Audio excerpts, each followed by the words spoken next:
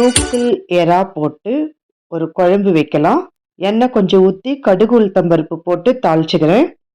வெங்காயம் தக்காளி போட்டு நல்லா பொன்னிறமாக வதக்கணும். அது சிம்மில் வதங்கிட்டே இருக்கட்டும். கொஞ்சம் அர்ஜென்ட்டுன்றதுனால நான் ஒரு விசில் வைக்கிறேன். நூக்கல் பொடியை கட் பண்ணிவிட்டு கொஞ்சமாக தண்ணி ஊற்றி, அதாவது ஒரு அரை கிளாஸ் கூட கம்மியாக கூட ஊற்றலாம். ஏன்னா நூக்கல் நம்ம அலசி வச்சிருக்கிறோம் இல்லையா, அதுலேயே தண்ணியும் வரும். இதுக்கு தகுந்த உப்பு கொஞ்சம் போட்டு கலந்து நம்ம ஒரே ஒரு விசில் வரத்துக்குள்ள கூட நம்ம எடுத்துடலாம். காலையில டைம் அப்படின்றதுனால பூஜையை முடிச்சுட்டு கடகடன்னு பையனுக்கு லஞ்சு கட்டி கொடுக்கணும். கொஞ்சம் லேட் ஆயிடுச்சு பூஜையை முடிச்சுட்டு வர்றதுக்கு. மருமக செய்கிறேன்னு தான் சொன்னாங்க. இது நான் செய்கிறேன்னு சொல்லிட்டு நான் செய்கிறேன்.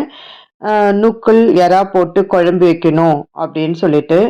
இதுக்கு இஞ்சி பூண்டு விழுது நான் போட மாட்டேங்க. வெறும் அதாவது பூண்டு நல்லா நசுக்கி நம்ம கொஞ்சம் ஒரு குண்டு பூண்டு நல்லா நசுக்கி நல்லா பொன்னிறமாக நல்லா வதக்கட்டும்.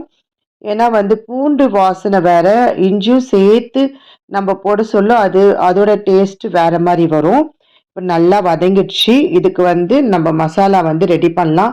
அதுக்குள்ள ஒரு விசில் வந்துடுச்சு. டக்குன்னு எடுத்துட்டேன். நான் எடுத்துட்டு மூடி திறந்து உடனே மூடி திறந்துடணும். இல்லைன்னா காய் அழிஞ்சிடும்.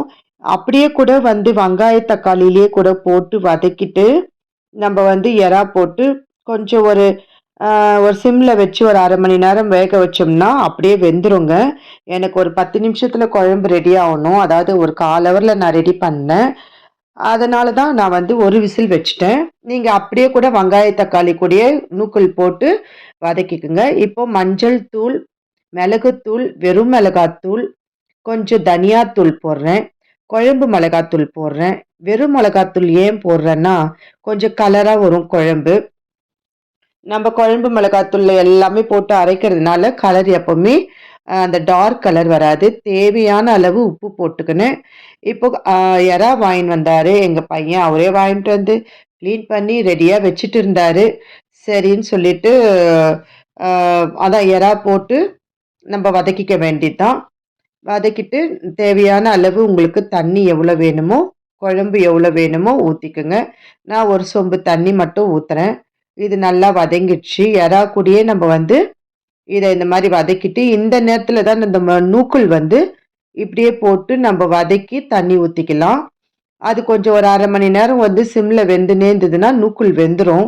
சரி, எனக்கு ஒரு 10 நிமிஷத்தில் குழம்பு ரெடி பண்ணணுன்றதுனால நான் ஒரு விசில் நூக்கல் வச்சுட்டேன்.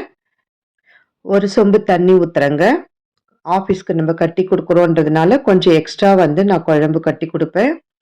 அவ்வளோதான். இதோட நம்ம நல்லா கலரிட்டு மூடி போட்டு மூடி வைக்கலாம். நூக்கல் கொஞ்சம் போட்டுடலாம். நம்ம தண்ணி இல்லாமல், தண்ணியே இல்லை பாருங்க. நான் அரை கிளாஸ் தண்ணி கூட ஊற்றலை. அதுவே கொஞ்சம் அந்த சூட்லேயே டக்குன்னு வெந்துடுச்சு.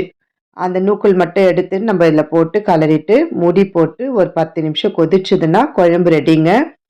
சூப்பராக இருக்குங்க. செம்ம டேஸ்ட்டாக இருக்கும். வெறும் நூக்கல் மட்டும் கூட நீங்கள் வெங்காய தக்காளி பூண்டு போட்டு வதக்கிட்டு நீங்கள் சாப்பிட சொல்ல சாதம் ஒரு கை எக்ஸ்ட்ராவே சாப்பிடுவாங்க.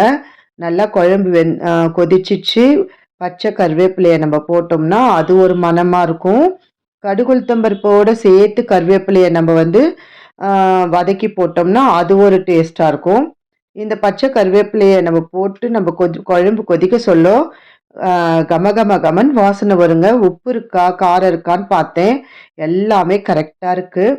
அவ்வளோதாங்க. சூப்பரான எறா நூக்கல் குழம்பு.